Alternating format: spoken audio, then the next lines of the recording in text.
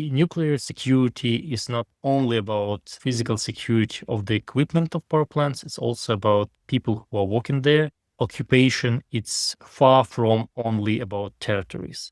It's also about people.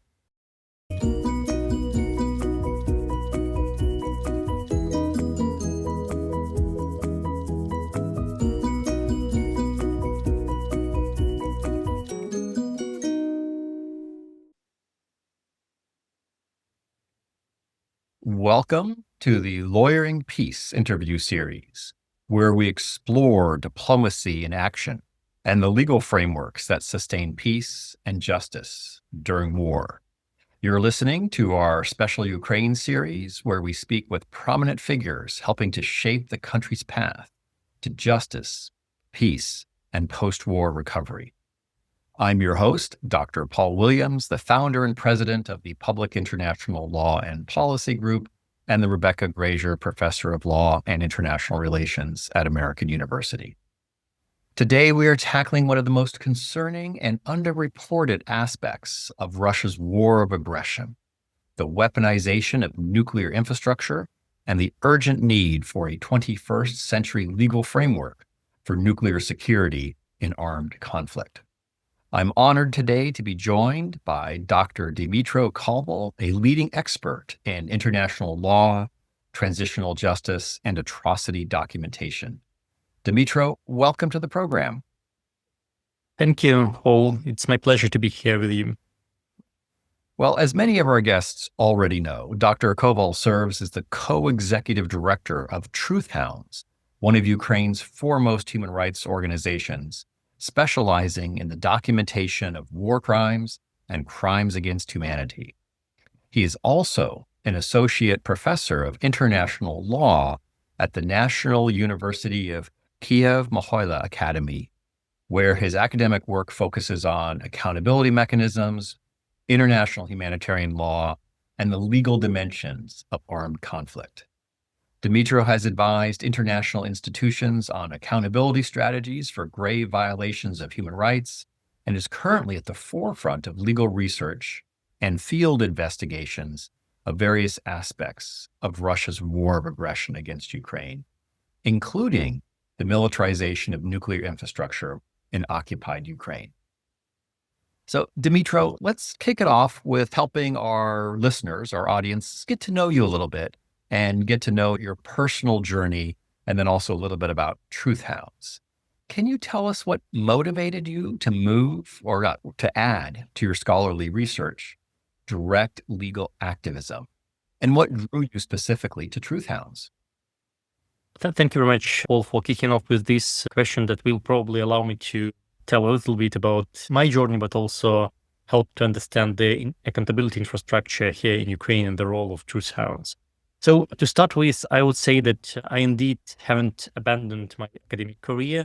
On the contrary, I try to build in the experience that I get through the practical work into my classes, which deal mostly with international humanitarian law and international criminal law. So in a way, I combine two hats and wear two hats that have to do both with international law and application of international humanitarian law to the reality, to the war zones.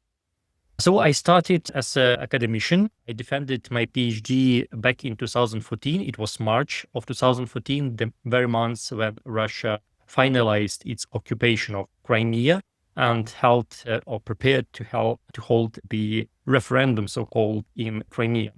So the very timing of my PhD defense, in a way, presuppose what I have to do with the knowledge I acquired through the academic research. And from the outset, after my defense, I started to advise both Ukrainian governmental institutions and non-governmental organizations, as well as some intergovernmental organizations. Therefore, it was very natural for me to add this practical aspect to my academic track and start working not only on writing articles and teaching students, but also on documenting international crimes or atrocity crimes, as they also called, and building legal strategies for pursuing justice for survivors. So that would be probably my answer with regards to how I got where I am now. But as for Truth Hounds was founded in 2014 first as a group of activists The primary task of that group was to go to the fields and speak to survivors of what we considered to be atrocity crimes, or at least what looked like violations of international humanitarian law. And that group did that for a number of years, starting from the very beginning of the conflict in the east of Ukraine. But later on, we started gradually adding components to the work of Truth Hounds. When I joined Truth Hounds back in 2015, I was interested in adding additional layers of work to Truth Hounds portfolio.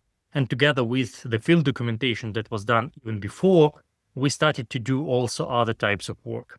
And this gradual development, or rather reshaping of Truth Hounds, is taking place even now. And I would say that right now, Truth Hounds looks like what I usually call a full circle accountability organization and also think tank in a way. That's for a reason that we do all types of work that have to do with accountability, starting with documentation, then with storing and processing of evidence.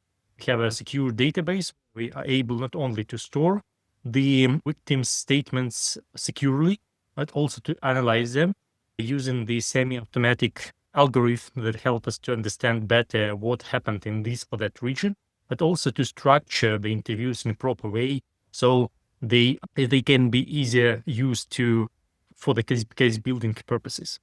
And also, apart from that, we do the legal work that have many manifestations. One of those would be to facilitate Ukrainian institutions to investigate and prosecute crimes, but also we work with foreign institutions and international institutions.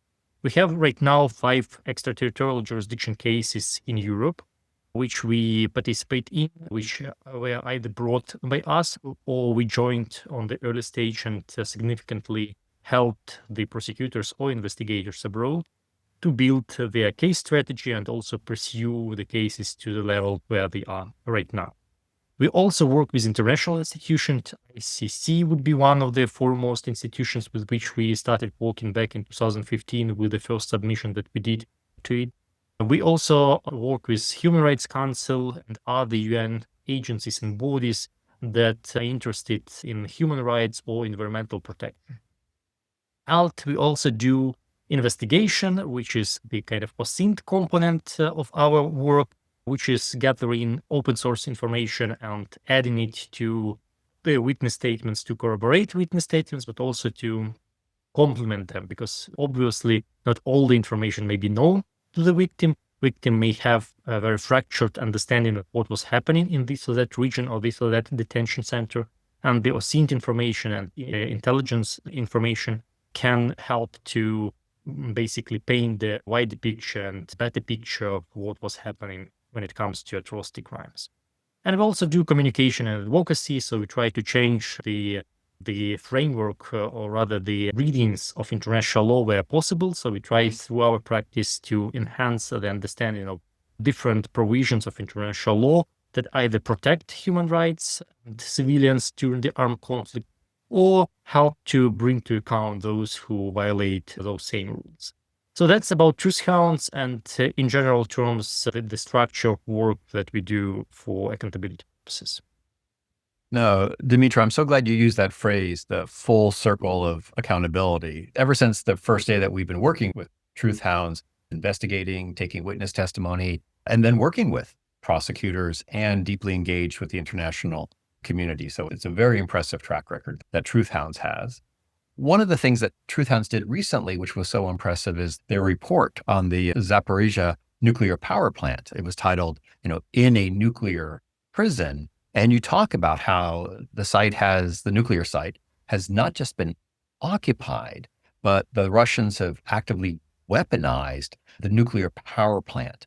For our listeners that are unfamiliar with the full story, can you walk us through what has happened, both in terms of the Russian occupation of the nuclear power plant, and then basically turning it over to, or not turning it over, but bringing in Rostom, the Russian nuclear power company, to seize control and to operate it. Walk us through the basics. Mm-hmm. So as you all know, the full-scale invasion of the Russian Federation to Ukraine happened on 24th of February 2022. And a week into the conflict, Russia was already in the vicinity of the Zaporizhzhia nuclear power plant. And basically, in the very beginning of March, it was able to get the full control over the power station, in the sense that its military personnel and security personnel got to the territory of the power plant, and it started to command what should be done and what should be the acts of the operators of the Zaporizhzhia nuclear power. But in this early phase of Russian presence on the power plant, they were relying heavily on the Ukrainian staff that worked there, because they have little clue on how to operate such a big structure, like such a big beast as Zaporizhzhia nuclear power plant. But just in a couple of months, the Rosatom experts, or experts with the knowledge of nuclear field, nuclear energy field, started to arrive to Zaporizhzhia nuclear power plant, and they first were just monitoring what the Ukrainian personnel is doing. Their task probably was to get to know how the power plant is run, what are the peculiarities of this particular power plant, and that's a very important point, because even if you have a previous knowledge of how power plants, nuclear power plants, being operated, you still need to know the specifics and specificities of a particular power plant, because each power plant is different equipment is used, different security protocols are followed, there are differences in the way personnel responds to some situations that might occur on the power plant, etc., etc. And the Zaporizhzhia nuclear power plant is even more peculiar in this sense than others, because it in a way combines Soviet technology, because it was built in 1980s during the Soviet era, but at the same time it uses some of the Western American equipment. And of course, personnel that used to work on power plants in Russia, for instance, they didn't have exposure to technologies and some of the pieces of the equipment that were being used on the Zaporizhzhia nuclear power. So for that reason, the arrived personnel was trying to monitor how Ukrainians are doing their work, to be able at some point to either start doing same things by themselves, replace Ukrainian personnel, or to have to create this understanding and feeling that no one is anymore safe, no one is anymore unreplaceable, and therefore it's better to comply and better to collaborate with the Russian occupier than to say that security first, or we do our job and don't tell us what to do. So basically, this continuous presence of the personnel during the first months after their arrival, it actually helped to create this shift in the consciousness that basically delivered the message that no one is unreplaceable, and that we will get even more control when the time passes.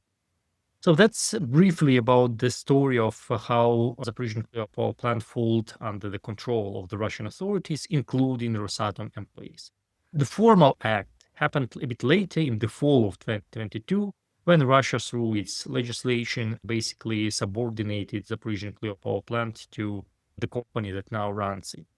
This company is not Rosatom de jure, because Russia needed to somehow protect Rosatom from sanctions or from other undesired attention to its biggest and, the legal entity that runs nuclear facilities in Russia. And for that reason, the separate company was created, but this only de jure, de facto. Of course, Rosatom had the competence, had the prepared personnel who could, at least in theory, run another power plant, for instance, the Zaporizhzhia nuclear power plant. So, in fact, Rosatom employees, former employees, current employees are present on the Zaporizhzhia nuclear power plant. They are running it. Moreover, Rosatom gave a lot of its previous managers to Enerhodar city authorities, basically feeding city occupation authorities with professionals that had the preparation, or that go through the different managerial positions in Rosatom. So this shows how deeply involved and integrated Rosatom is in the occupation of Zaporizhzhia nuclear power plant, but also Enerhodar city. And basically, it also shows the level of complicity of Rosatom when it comes to acts that are happening both on the Zaporizhzhia nuclear power plant, but also around it, to the citizens of Enerhodar, to the employees of power. Now, in just a moment, I want to pick up on that last comment you made about the potential liability for Rosatom for what's happening. But before we move to that question, let's dive a little bit deeper into one of the most chilling findings of the report was the use of coercion, including forced collaboration and torture of the Ukrainian personnel. Part of the reason I think the title is, in a nuclear prison, is that many of the staff haven't been allowed to leave. They've been forced to work. In your assessment, what are the applicable international legal standards here, and how should this act of forced collaboration and torture be categorized and prosecuted under international law? Mm-hmm. When we first got acquainted with the information about the pressure of the personnel of the Zaporizhzhia nuclear power plant, our initial kind of reading of that was that they are going through either inhumane treatment or maybe potentially torture if we can prove that there was a special motive of those who basically pressured the personnel. But deeper we dived, we found out that it's a system. It's not just random cases of pressure. It's a system that is used not only against Zaporizhzhia nuclear power plant employees, but broader to the citizens of Enerhodar, who either worked in Ukrainian authorities, either local or state, or who served in the military previously, or who, for some reason, were categorized by the Russians as pro-Ukrainian citizens of the city or employees of the Zaporizhzhia nuclear power plant. And this pro-Ukrainian status you can earn very easily. In part, it can be in times, it may be logical that some persons were seen as pro-Ukrainian because they could, for instance, share some information with Ukrainian authorities in Kyiv. But in other cases, it was just Russian impression about them as being pro-Ukrainian. For instance, they could challenge some of the orders that they received because they cared about the safety of the Zaporizhzhia nuclear power plant. Or they could post something in their social media. Or they could even chat with friends or someone else who they shared their dissatisfaction with the fact of occupation and new reality on the Zaporizhzhia nuclear power plant. All those things could have been considered as being pro-Ukrainian. And for that reason, indeed, the employees could have been tortured by the Russian authorities. But also what we found is that quite often these tortures were in some way connected to the idea of signing contracts with the Russians and basically starting more fully collaboration with Russian authorities. I would not say that during the torture people were asked to sign the contract. That would be overstatement, and we don't have, at least at the time of the publishing of the report, we didn't have such information. But sometimes same people who were tortured were approached by officials, not necessarily officials, maybe former officials or some colleagues, and they were said that if you sign the contract, everything will stop. So all the negative consequences that you are enduring due to your position not to sign the contract, they will stop.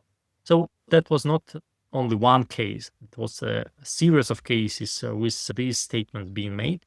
And that makes us believe that Rosatom complicity in those acts, that's to start with.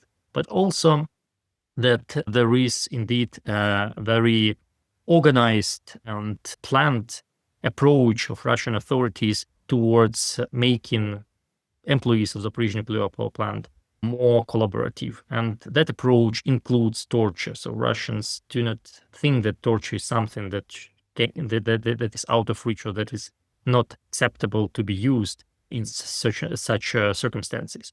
Therefore, our legal reading of the facts also changed a little bit. So now we think that we can speak not only about individual separate war crimes of torture or inhumane treatment, but it might be also crimes against humanity.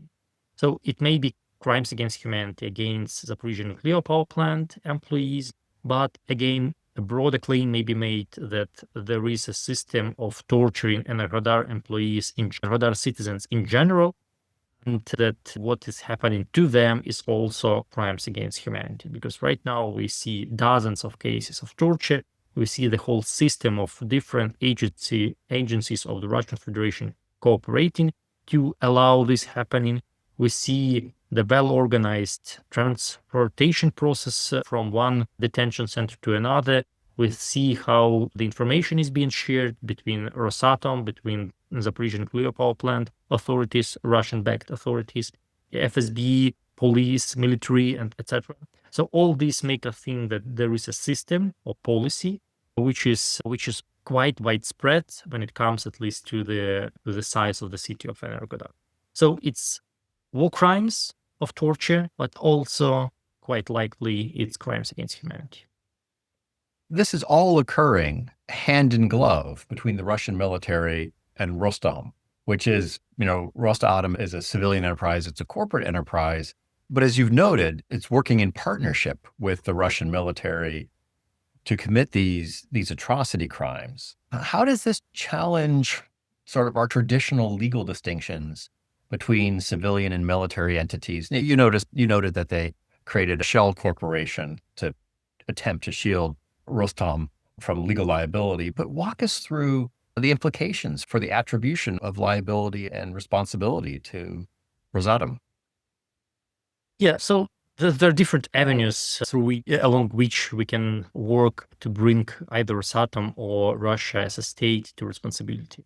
When it comes to Russia as a state, the articles on the state responsibility for the international wrongful acts are quite straightforward, and they say that the responsibility of the state may arise from the acts of private actors, be it citizens or companies. And to actually attribute the responsibility to Russia, you need to show that the company acted on the instructions of the state and in favor of some state interests. Basically, due to specific circumstances in which Rosatom is operating, and also the special status of the object it's operating, which is the nuclear power plant, not everybody can do that. Not everybody in the military context can get access to such an object. It's quite clear that without Russian permission, Russian state permission, without Russian state facilitation of Rosatom presence in the Zaporizhzhia nuclear power plant, and without other acts that support this move of Rosatom to get full control over the station, nothing would have happened.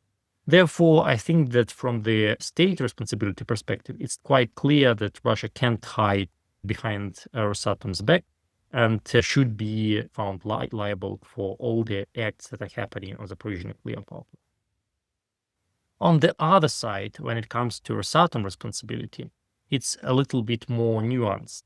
So on the first hand, we can speak about the complicity in commission of war crimes or crimes against humanity. Since we found several manifestations of Rosatom facilitation of these tortures. For instance, we saw cases where people were called first to some cabinets in the Zaporizhzhia nuclear power plant by Rosatom representatives, and then from those places they were taken to torture chambers. So that's something that we might call the legitimizing presence of Rosatom employees. We also have information about calls from either former or current Rosatom employees to employees of the Zaporizhzhia nuclear power plant who tried to flee the occupied territories, and those calls basically had tried to deliver a very clear message that you better return, and if you cooperate, nothing like these, like tortures, will happen again. So again, if they were aware about the situation with this particular employee that received such a call, if they kind of contraposed the torture situation with the kind of normal cooperation with the authorities on the Zaporizhzhia nuclear power plant, we can think that we can build quite a strong argument that Rosatom was aware of what was happening, and also that it allowed this to happen further. Also, information about tortures are quite widespread. We were not the first who mentioned that some of the Zaporizhzhia nuclear power plant's employees are being tortured. There were media reports, there were interviews with employees who were lucky enough to fled the occupied territories. There was even the report of international agency on the atomic energy. And IAEA basically openly stated that there are allegations of torture. Also, the monitoring mission of the UN raised this issue of torture happening on Zaporizhzhia nuclear power plant, at least information about torture. So my point is that Rosatom couldn't have been unaware that there are at least allegations of torture. And despite this, they took no steps to prevent torture from happening or to investigate torture or to reach out to employees who suffered from torture to try to negotiate with them or try to understand with them what happened and what were the reasons and whether there are ways to protect the employees from repetition of such situations. So this again brings us to the point that Rosatom was not only kind of aware, but also willingly participated in this scheme, in this system that ended up the system that allowed torturing of Zaporizhzhia nuclear power plant employees. Well, the ultimate objective of these atrocity crimes, this torture, these crimes against humanity, is to keep the power plant running so that it can be integrated into Russia's administrative infrastructure as well as its energy framework, the energy grid, basically an occupation annexation, not only of the territory, but of the nuclear power plant itself. Can you walk us through a little bit how this fits within the broader pattern of Russia's illegal annexation efforts? Yeah, indeed. Zaporizhzhia nuclear power plant fitted not only Zaporizhzhia region, the adjacent regions to the east, but also the whole territory of Ukraine, since the Ukrainian energy grid is fully integrated and the power produced by any power plant, it basically finds its way to the joint system from which separate customers take energy. So in this sense, the Zaporizhzhia nuclear power plant was a part of Ukrainian energy system and was a really important component of it. But the Russian aim is to completely detach the Zaporizhzhia nuclear power plant from Ukrainian grids, and on the other side, to connect it and make it produce energy for the territories that are now under Russian control. So that's the overall task of the Russian Federation.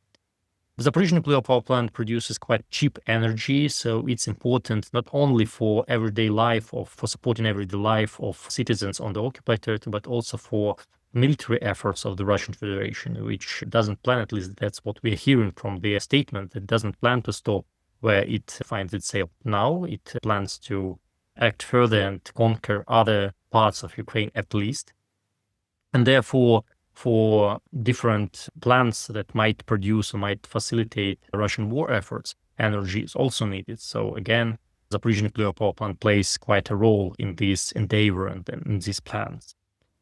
But the situation became even more complicated for Russia. I mean, technically, it's not an easy task to detach the huge power plant, nuclear power plant, from the energy grids to which it was connected for decades and reorient it to feed energy only to those parts of the parcels of land that are now controlled by Russia. But the task became even more complicated after the destruction of the Kakhovka dam by the Russian forces. Basically, what happened, it's not only that the dam got destroyed and that significant portions of Ukrainian land got devastated by the flooding and then by the chemicals and that were spread through the water, and then by other factors that followed after the flooding. But also what happened was the disappearance of Kakhovka reservoir. And Kakhovka reservoir was vital for the security of the Zaporizhzhia nuclear power plant. Basically, the license to operate the Zaporizhzhia nuclear power plant was given under the condition of the existence of the Kakhovka reservoir. So it's believed that to securely run the power plant, you need to have the constant access to the fresh water that will be used for cooling of the station. From the technical perspective, it's potentially possible to make the power plant operational even without the reservoir, but definitely you won't be able to use it to the full capacity. But legally and security speaking, it's quite complicated to completely rethink the security protocols of the Zaporizhzhia nuclear power plant and make it not only secure but also sustainable, the operation of the power plant sustainable, if you don't have the access to reservoirs such as Kakhovka reservoir. Russia plans to somehow pump the fresh water to the cooling pond and use that pumped water as basically as an analogy or as a substitute to Kakhovka water, the water from Kakhovka reservoir. But according to the expert that we talked to, it's first not safe, it's unpredictable, and third, again, it won't allow to run the power plant on its full capacity. So that's in brief the story of power plant and how the security interacts with the plans to feed energy to the grid of the occupied territories. Well, Dmytro, let's build upon that background and that detailed understanding and zoom out a little bit now. And if you could share with us your thoughts on how has Russia's war of aggression against Ukraine and the illegal actions that it's undertaken with respect to the nuclear power plant, how has that altered our understanding of nuclear security risks? In the past, we've all talked about nuclear war, but here we have this weaponization of a nuclear power plant, and there's veiled threats of radiological sabotage, coercion, using the energy infrastructure as a means of coercion, and even the not so veiled threat of engineering some type of nuclear incident, or just quite frankly, from the way you've described the Russian administration and operation of the nuclear power plant, it's highly, highly risky. Walk us through this conversation. Yes, indeed. When the additional protocol 1 to the Geneva Conventions was negotiated in the 1970s, there were already nuclear power plants in the world. But first, they were smaller, and second, no one had nuclear power plants close to the armed conflicts. So therefore, not all of the types of the dangers were thought through when the only article that protects nuclear installations was negotiated and drafted. This article now it's now Article 56 of additional protocol that basically protects nuclear installations. And the article protects nuclear installations from two dangers of the war. The first is direct attack on a nuclear installation. Basically, the article said that in most cases you would not be allowed to do that. However, there might be situations in which it's permissible. And second way the article protects nuclear installations is by prohibiting, however not fully, of stationing military equipment on the station. The article says that you can do that, but only for the purposes of the protection of nuclear power plant. So those are kind of risks that were foreseen by the drafters of the additional protocol 1. But indeed, the war that is happening in Ukraine brings about several other dangers or highlights several other dangers that may happen when the nuclear power plant finds itself between the parties of the armed conflict or in the epicenter of the armed. The first happened even not in the Zaporizhzhia nuclear power plant, but back in Chernobyl, and Chernobyl nuclear power plant that is not functioning right now, but still the dangerous forces are there. So what Russia did in the very early days and weeks of the invasion, full-scale invasion in 2022, is it used Chernobyl nuclear power plant as a shield for its airplanes that dropped bombs and sent missiles against targets around Ukraine.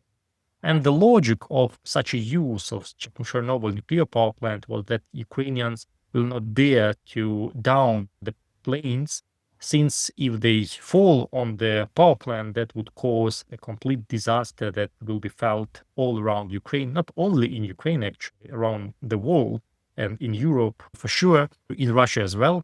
But still, Russia was quite eager to risk that for the purposes of protecting its planes from being targeted and attacked by Ukrainians. So that's one of the new dangers, so to speak, that emerged in the course of this conflict. Another danger would be indeed what you said. the blackmailing of your counterpart in the armed conflict and of international community as a whole by saying that we can cause, basically saying this, but you can cause nuclear accident. They do not say it directly using these words, but they say that Ukrainians are planning something.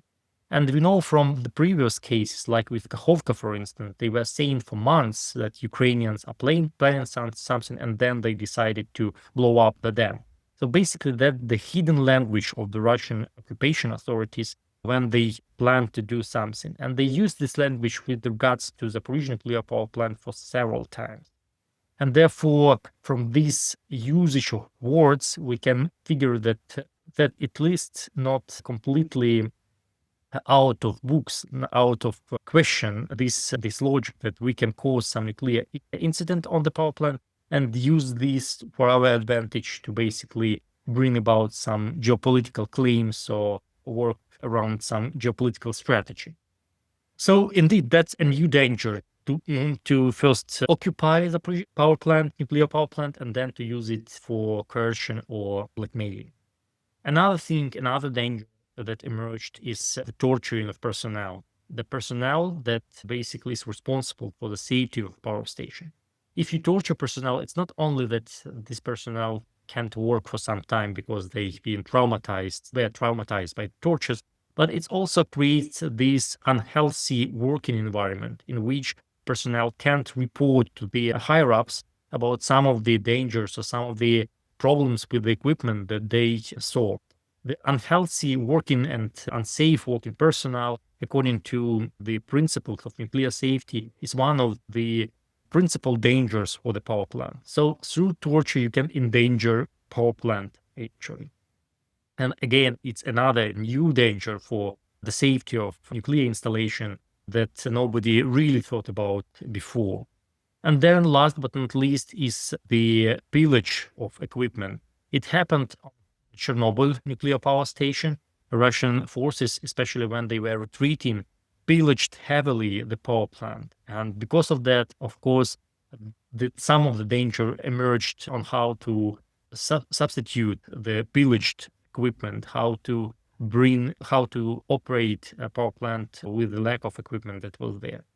Similar happened in the Zaporizhzhia nuclear power plant, with the exception that, of course, Russians intended to be present there for quite some time, and therefore they didn't pillage critical infrastructure and critical equipment. But still, there are reports of Russians taking off some of the pieces of equipment, especially training equipment, from the Zaporizhzhia nuclear power plant and moving it to Russia. So those are the dangers, the new dangers that we have to take into consideration when we think about kind of how the law should react and respond, how it should look like when it comes to protection of nuclear installation.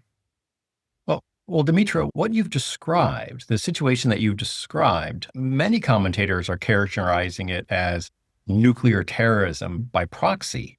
Do you think this is an accurate, legal, quite frankly, a strategic characterization? And what can the global community do to hold a nuclear armed state accountable for nuclear terrorism by proxy? I would not say that legally it makes a lot of sense, because in general, terrorism is a very specific word when it comes to international convention on the fight against terrorism. Usually, in most of the conventions, this term is reserved for non-state actors' behavior, for the state themselves.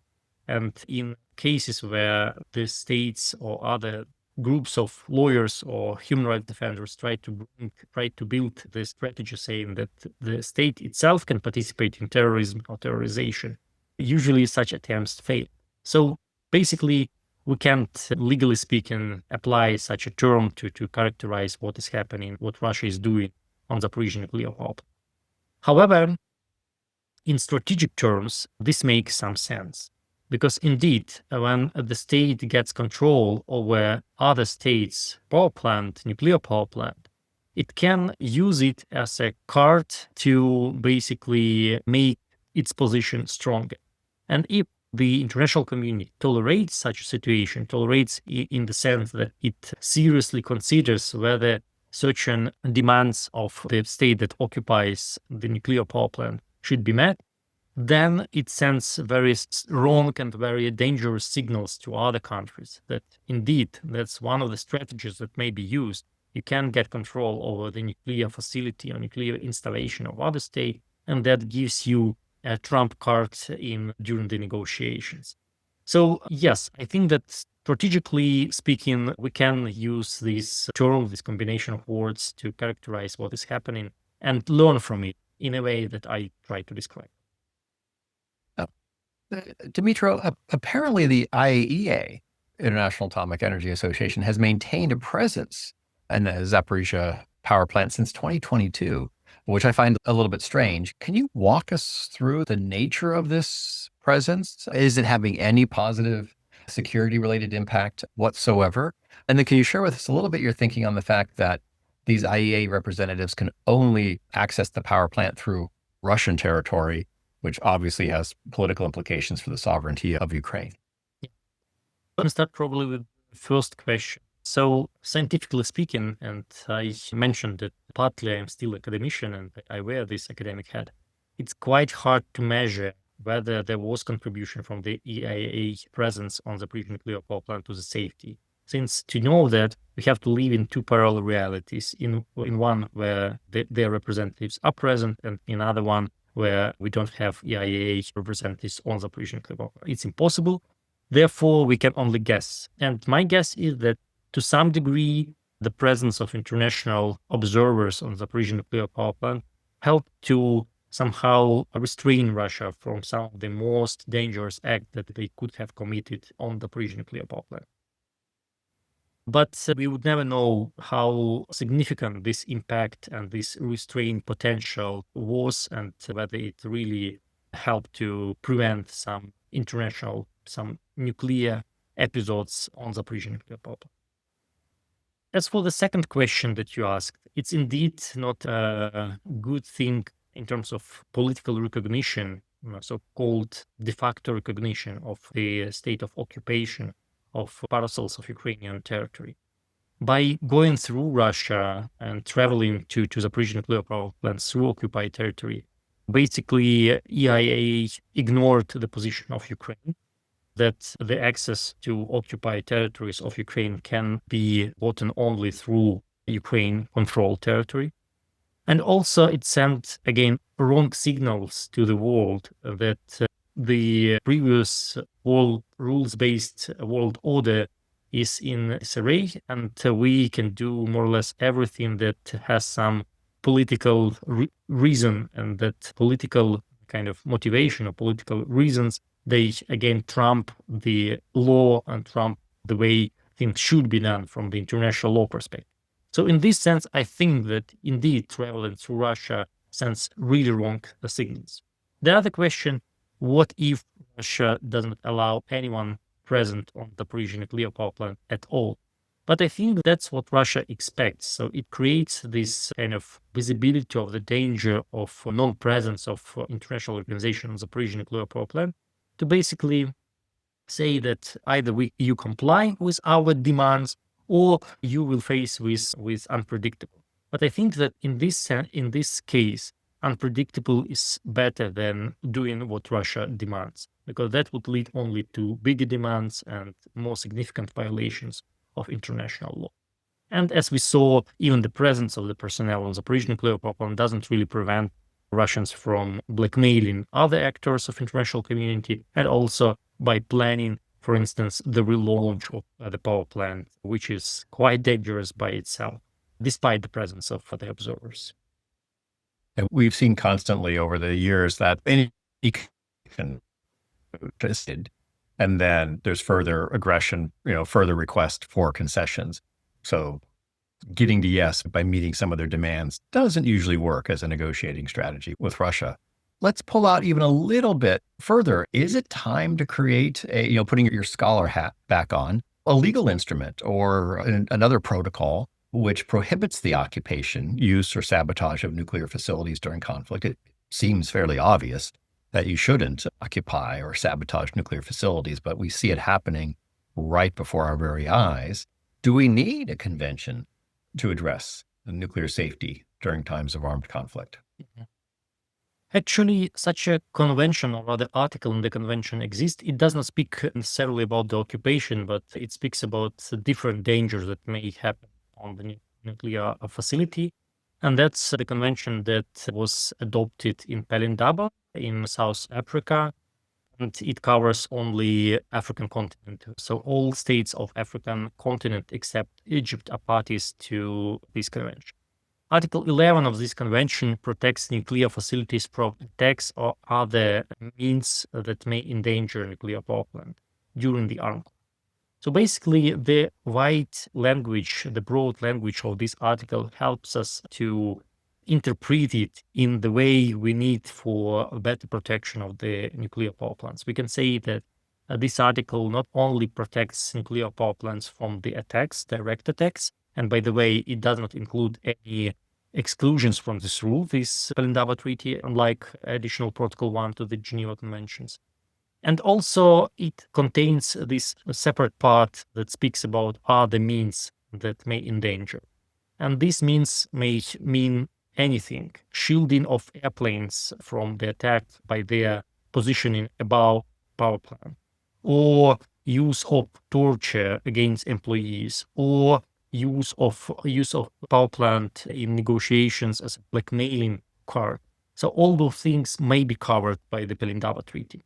So I think that something like that, something general, something that protects nuclear facilities from different dangers, including dangers during the armed conflict, is indeed needed on global scale.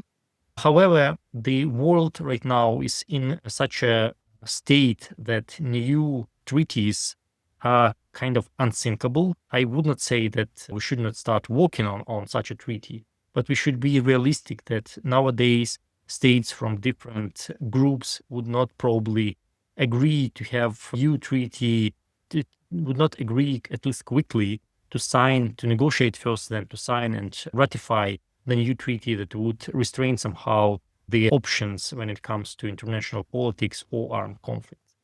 But it was trying, it was starting this conversation, and also it was exploring the regional instruments that are already there. I think that in Europe, for instance, or in the US, the Pelindaba Treaty is not very known instrument, but it might be quite effective in terms of advocacy, at least, to say that a significant portion of the states in the world that find themselves on the African continent, that they are against any dangerous use of nuclear facilities in the situation of armed conflict. So let's make this at least informal rule that we kind of try to make it possible that nuclear power plants are being respected. That's not a very short answer to your question on what should we do international law-wise. No, but you're right. It's a tough question because there is not much of appetite at the moment internationally for new treaties, but we've seen how things can go badly wrong with nuclear security as a consequence of Russia's war of aggression against Ukraine. You've been very generous with your time. I just have two more questions for you. The penultimate question is shifting from the legal sphere to the very practical, operational, political sphere. What can Ukraine do long to future-proof the country's nuclear energy infrastructure against occupation, sabotage, hybrid threats, political capture? We've seen that there's risk associated with having nuclear power when there's, a subsequent armed conflict. Ukraine has been so good at planning for the future in so many different ways. What lessons have been learned, and what do you see happening or recommend happening to future-proof your energy infrastructure? I wouldn't say that I am the most knowledgeable person to address that question, but one thing that has for sure happened is that now Ukraine plans all, or rather considers the factor of the Russian aggression, the potential of future Russian aggression when it comes to security protocols of different types, be it the nuclear safety security protocols or any other security protocols. So the thinking in Ukraine right now that even if this war ends with truce or with peace agreement, the danger will never vanish away for 100%. And therefore, we should be prepared if the conflict erupts again. And that means that indeed the plans should be made for maintenance of power plants, including nuclear power plants, in the case of their proximity to the battle zone, or in case of even occupation. So I think that in the future, Ukraine will be much better prepared. I hope that we won't need it, but at least we will be prepared. And that's the only thing basically the state can do, to have the protocols, to have the instruction to react quickly, not to invent on the go how we should tackle this or that danger, but to have this prepared and written in advance. And I think that's something that many international conventions ask from the state, not in the field of nuclear safety, but in other fields. For instance, when it comes to my favorite topic of cultural property protection, one of the things that kind of protects cultural property is the plans of evacuation. If every agency of the state knows how to evacuate, how to pack first the cultural property, then how to evacuate it, the chances that you will preserve better portion of most valuable pieces of art and culture are much higher. Similar, it works in other fields. Preparation means basically your readiness to the dangers, means that you will be better equipped to mitigate the dangers when they happen. Well, Dmytro, as I mentioned, you've been so generous with your time. And we started on a personal note, and I just want to, in a sense, end on a personal note as well, and give you a chance to share with our listeners the one thing that you really want them to take away from today's conversation 2, 3, 4 years from now, when they think back on listening to this podcast. What is it you want to make sure that they recall, that sticks in their long-term memory? I think two main things. First, that unfortunately, nuclear security is not only about physical security of the equipment of power plants, it's also about people who are working there, and these people should feel safe and enjoy safe working environment as well. And the second thing is that occupation, it's far from only about territories. It's also about people. When occupation comes, especially when occupation is exercised by the state that has a very low record in human rights and is known to be undemocratic and even authoritarian, then this would mean necessarily that citizens living on those territories will suffer from different types of abuses, including, unfortunately, torture. So I think that those things are really critical, and they spring from many projects that we implement, but especially from this one on Zaporizhzhia nuclear power. All right. Well, those are definitely two takeaways that will stick in my head and in my long-term memory.